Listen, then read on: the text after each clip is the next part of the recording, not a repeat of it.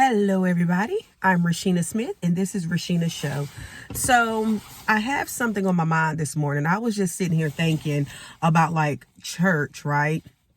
Why is it that at church they seem to emphasize more on married people and married couples, and the single people, the people that might be divorced, the people that are widowed, they are just like overlooked and ignored. So I don't understand, or people that have never been married, that are hoping for marriage, that are praying for marriage. I feel like the churches should do better and should do more with emphasizing more on singles and trying to get people who want to be married, helping them connect with other people. I think the church needs to do better with that, because I notice a lot of times they preach a lot to the married people. They talk a lot to the married couples. They're always emphasizing on, well, fight for your spouse and pray for your spouse and cover your spouse and, don't tell your business. And all of those are great qualities and stuff. But how about the person that's single that is trying to remain celibate? How about the person that's single and dating? How about the person that is single and they're believing God for a spouse?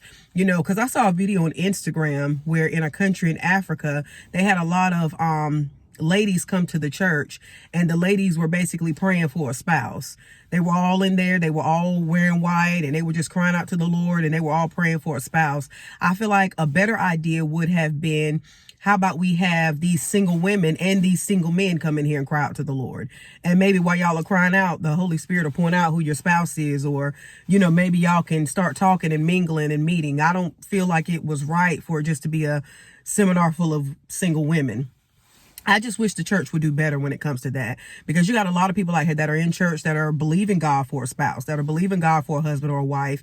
And, you got some people that are out here that are in church that are virgins, might not really be, know really, how to date, don't really know what to do or whatnot. And they're believing God and they have faith, but I feel like they just need to be led the right way. Or you got some people out here that, might have been married before, but now they're divorced and they're back on the dating scene. And the dating scene is different from, when they first got married. Or even you got somebody that's widowed, they had a spouse for years and then that person, passed away. And now again, the dating scene is so much different from when they were together with somebody. So I feel like all of these things and all of these tools need to be implemented in the church.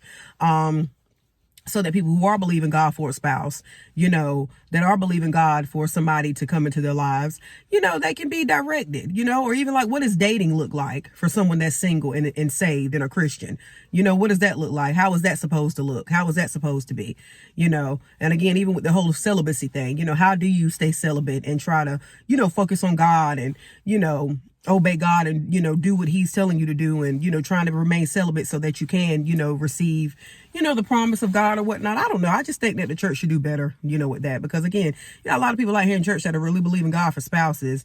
And, I feel like a lot of people are getting frustrated because things are not going the way that they thought it was going to go. And, I don't know. At this point, I think I should just open up my own church, because there are some things that I would do so different if I were the leader of a church. So you guys comment below and tell me how you feel. Tell me what you think. Until next time. Oh, and Happy New Year.